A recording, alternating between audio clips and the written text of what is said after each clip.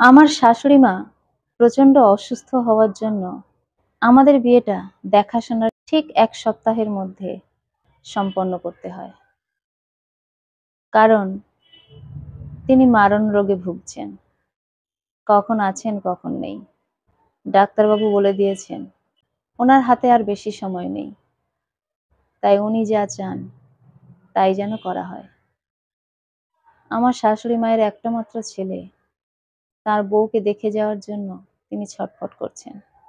সেজন্য আমাদের বিয়েটা এত তাড়াতাড়ি সম্পন্ন করতে হয়। ১ সপ্তাহের মধ্যে একজন অপরিচিত মানুষকে কতটুকু চেনা যায়, কতটুকু জানা যায়। তবু সব দিক ভেবেচিন্তে আমিও রাজি হয়ে যাই। অনেকে বলে বিয়ে বলে কথা, দেখাশোনা করতে হলে অনেক খবর নিয়ে, খোঁজ নিয়ে তারপরে বিয়ে দেওয়া উচিত। এত কম সময়ের মধ্যে বিয়ে দিলে সে বিয়ে টিকতে পারে না। কথাটা হয়তো ঠিক, কিন্তু কোনো কোনো ক্ষেত্রে তার ব্যতিক্রম হয়। যেমন আমার ক্ষেত্রে হয়েছে। আমার বিয়ের ১ মাস পর আমার শাশুড়ি মা মারা যান। আজ ১৫টা বছর কেটে গেছে। আমরা একসাথে আছি। আমাদের ১ সপ্তাহের দেখাশোনার বিয়েতে কোনো রকম ভুল ভ্রান্তি আছে বলে এখনো পর্যন্ত আমার মনে হয়নি।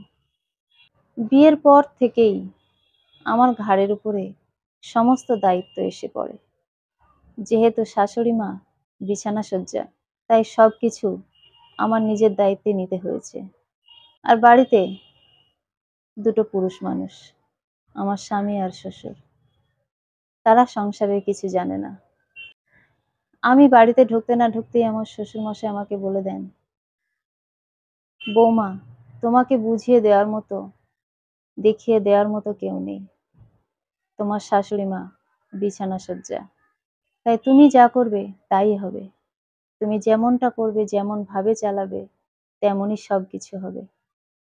তাই তুমি নিজের থেকে দায়িত্বটা নিজের মতো করে পালন করো মা। আমি মাথা নেড়ে বলেছিলাম, হ্যাঁ বাবা, কোনো সমস্যা হবে না। তবে আমিও তো সংসারে নতুন। যদি কোনো ভুল ভ্রান্তি হয়ে থাকে, আমাকে সেটা বুঝিয়ে দেবেন। কিন্তু আমার উপরে রাগ করবেন না। আমার কথা শুনে আমার শ্বশুরমশাই খুব খুশি হয়েছিলেন। আর বলেছিলেন, মা, ১ সপ্তাহের মধ্যে বিয়ে ঠিক করতে হয়েছে। তাই কেউ কারোর বাড়ি থেকে কোনো রকম খোঁজ খবর নেওয়ার সুযোগটুকু পায়নি। তোমার বাবা যে রাজি হয়েছে তোমাকে আমার ছেলের সঙ্গে বিয়ে দেওয়ার জন্য, এতেই আমি অনেক খুশি আর অনেক কৃতজ্ঞ তোমার বাবার কাছে। তাই তুমি যদি ভালো করো তাও মেনে নেব, তুমি যদি খারাপ কিছু করো তাও মেনে নেব। আমার কিছু করার নেই এছাড়া। আমি তখন বাবাকে বললাম, না বাবা, আপনি আমার উপর অন্তত ১০০% নির্ভর করতে পারেন। আমি সেই রকম মেয়ে নই। আমার শ্বশুরমশাই আমার মাথায় হাত বুলিয়ে বলল, তাহলে তো আমার মতো ভাগ্যবান আর কেউ নেই মা। শুধু তোমার শাশুড়ি মায়ের কপালটা খুব খারাপ যে তোমার মতো বৌমার সঙ্গে সে সংসার করতে পারল না। বলেই তিনি চোখের জল মুছতে মুছতে ঘরে চলে যান। এই যে ১৫টা বছর কেটে গেছে, আমার শ্বশুরমশাই এখনো বহাল তবিয়তে আছেন। ওনার কোনো সমস্যা আমি আজ পর্যন্ত হতে দিইনি। উনিও আমাকে নিজের ছেলের থেকেও বেশি ভালোবাসেন। আমার উপর নির্ভর করেন, ভরসা করেন। তিনি তো আমাকে মাঝে মাঝে বলেই দেন, তুই আমার আগের জন্মে মা ছিলি, বুঝলি মা? আমি সলজ্জভাবে বাবাকে বললাম, কেন বাবা? আমার শ্বশুরমশাই বললেন, তুই যেভাবে খেয়াল রাখিস আমার, এইরকম ভাবে আমাকে আমার মা ছাড়া আর কেউ কোনোদিন করেনি। তোর শাশুড়ি ছিল বটে, কিন্তু আর কতদিন সে আমার খেয়াল রাখতে পারলো বল? আমি বললাম, ঠিক আছে বাবা, এই নিয়ে আর কষ্ট পাবেন না। আমি যতদিন বেঁচে আছি আপনার কোনো অসুবিধা আমি হতে দেব না। কথাটা শুনে আমার শ্বশুরমশাই বললেন, তুই যে কদিন বেঁচে আছিস মানে? আমি বুড়ো হয়ে গেছি, আমি তো তোর থেকে আগে যাব। ও কথাটা তুই বলিস না। বল আমি যতদিন বেঁচে আছি, তুই আমার কোনোদিন অসুবিধা হতে দিবি না। আমি তখন বললাম, "আচ্ছা, আচ্ছা ঠিক আছে।" এরপর একদিন আমার পিসি শাশুড়ি এলেন আমাদের বাড়িতে। তিনি আমার শ্বশুরমশাই থেকে বড়। তিনি এসেই আমার শ্বশুরমশাইকে বললেন, "বৌমার উপর দায়িত্ব দিয়ে বেশ নিশ্চিন্তে আছিস, তাই না ভাই?" আমার শ্বশুরমশাই বললেন, "হ্যাঁ দিদি।" পিসিমা বললেন, "শুনলাম তোর বৌমা খুব যত্ন করে তোকে?" আমার শ্বশুরমশাই বললেন, "যত্ন মানে? নিজের মেয়ে হলেও এরকম করতো না রে দিদি।" পিসিমা তখন হেঁয়ালি করে বললেন, "যাই হোক, তোর কপালটা ভালো। ১ সপ্তাহের মধ্যে ছেলেকে বিয়ে দিয়েছিলি। আমরা তো ভেবেছিলাম তোর বৌমা সেরকম হবে না। হুড়পাড় করে এরকম ভাবে বিয়ে দেওয়া কোনোদিন ভালোভাবে টিকে না। তা তোর বৌমা রয়েছে এখনো, সেটা দেখে তো আমি অবাক হয়ে যাচ্ছি।" আমার শ্বশুরমশাই বললেন, "সবাই কি আর সমান হয়?" পিসিমা বললেন, "না রে ভাই, তুই আর কতটুকু জানিস, কতটুকু দেখেছিস? আসলে তোর অনেক সম্পত্তি আছে না আর একটা মাত্র ছেলে। এখনকার মেয়েরা তো চালাক, তাই সেখান থেকে যেতে কেউ চায়? এত সুন্দর সুযোগ, তুই মরে গেলে সবকিছু তোর। সেইজন্য তোদের ছেড়ে যাচ্ছে না।" আমার শ্বশুরমশাই বললেন, "তুই আমার বৌমাকে ভুল চিনেছিস দিদি। আমার স্ত্রী যখন মরণশয্যায় ছিল তখন তো একবারও দেখতে আসিসনি। ভেবেছিলাম এসব কথাগুলো তোকে বলবো না। কিন্তু তুই যখন আমার বৌমার সম্বন্ধে এত খারাপ কথা বলতে পারিস, তখন তোকে তো আমার সত্যি কথাটা বলতে হবে। যখন আমার স্ত্রী বিছানাসজ্জা ছিল তখন তোদের টিকিটাও খুঁজে পাইনি। আমি আর আমার ছেলে অসহায়ের মতো দৌড়ঝাঁপ করেছি।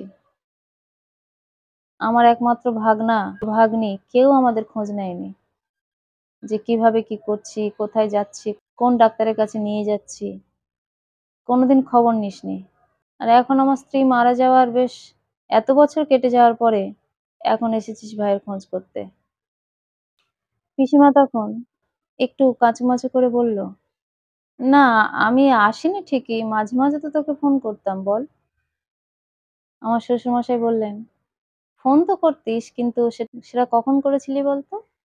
যখন আমার স্ত্রী মারা যায়, তখন আমাকে ফোন করে খোঁজ নিয়েছিলি। তার আগে এত বছর অসুস্থ হয়ে পড়েছিল, কোনোদিন একবারও ফোন করে জিজ্ঞেস করেছিলি যে আমরা কেমন আছি, আমার স্ত্রী কেমন আছে?" পিসিমা আর কোনো কথা বলতে পারলেন না। আমি একটু পরেই চা নিয়ে ওই ঘরে ঢুকলাম। তারপরে আমি পিসিমাকে জিজ্ঞেস করলাম, "পিসিমা কেমন আছেন?" পিসিমা বললেন, "ভালো আছি মা।" আমি তখন বললাম, "আপনাকে আমি আমাদের বিয়েতে দেখেছি বলে তো আমার মনে পড়ছে না।" আমার কথাটা শেষ হতে না হতেই আমার শ্বশুরমশাই বললেন, "তোমাদের বিয়েতে ও এলে তবে তো তুমি দেখতে পাবে।" পিসিমা বললেন, "না মা, আমি আসলে না ওই সময় খুব ব্যস্ত ছিলাম। আমার মেয়ের বাড়ি গেছিলাম তো। নাতিপুতিদের স্কুল-টুল আছে সেই সময় গিয়েছিলাম।" আমি বললাম, "ও আচ্ছা। কিন্তু আমার ছেলের অন্নপ্রাশনে আপনাদের বলেছিলাম, আপনি আসেননি বোধহয়। আমার তো ঠিক খেয়াল হচ্ছে না আপনি এসেছিলেন কি?" পিসিমা বললেন, "না, না মা, সে সময়ও আমি আসতে পারিনি। ওই মেয়ে ছেলে এদের কাছে সব ঘুরতে, ঘুরতে আমার সময় চলে যায় আর কি করব বল মা?" আমার শ্বশুর বললেন, "ওটা কোনো কথা নয় দিদি, সম্পর্ক তুলে দিয়েছিলি। কিন্তু হঠাৎ করে তুই আবার সম্পর্ক পাতাতে এসেছিস, কি ব্যাপার বলতো দিদি? কিছু, কিছু ব্যাপার আছে?" পিসিমা বললেন, "না, না, কি দরকার? আমি এমনি এসেছি তোর সঙ্গে দেখা করতে।" তারপর ওদের চা খাওয়া হয়ে গেলে চায়ের কাপগুলো নিয়ে আমি চলে গেলাম। তারপর আমি বেসিনে ওগুলো রেখে আমার ঘরে ঢুকলাম।